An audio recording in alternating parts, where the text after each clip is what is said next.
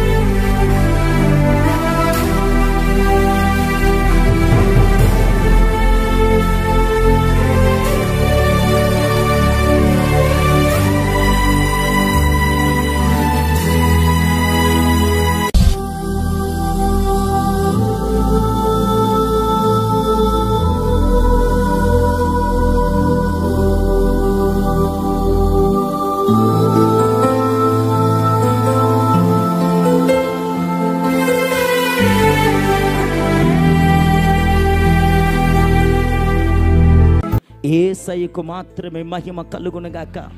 ఇది నా గొప్ప కొరకు చెప్పలేదు, నా దేవుడు ఒక్కడే గొప్పోడని చెప్పగలుగుతున్నాను. నన్ను నిలవబెట్టేది మనుషులు కాదు, నన్ను పరిచయం చేస్తున్నటువంటిది నాకు తెలిసినటువంటి పరిచయస్తులు కాదు, నాకు తిండి పెడుతున్నటువంటిది నా అన్నవారు కాదు, చదువు కొంటాననేటువంటి చదువురా పీజీ వరకు డిగ్రీ వరకు చదివిస్తామనేటువంటి ముందుకు వచ్చిన వారు కూడా ఎవరు లేరు ఒకప్పుడు. కానీ ఈరోజు స్థితిని మార్చి, ఈరోజు ఆకలిని తీరుస్తూ, ఈరోజు బట్టనిచ్చి, ఈరోజు కుటుంబాన్ని ఇచ్చింది, ఈరోజు గౌరవప్రదమైన స్థానంలోనికి తీసుకొని వచ్చింది మనుషుడు కాదర్రా, నేను ప్రకటించే యేసయ్య ఒక్కడే. నా స్థితిని మార్చిన దేవుడు నీ స్థితి ఎందుకు మార్చలేడు ఆయన?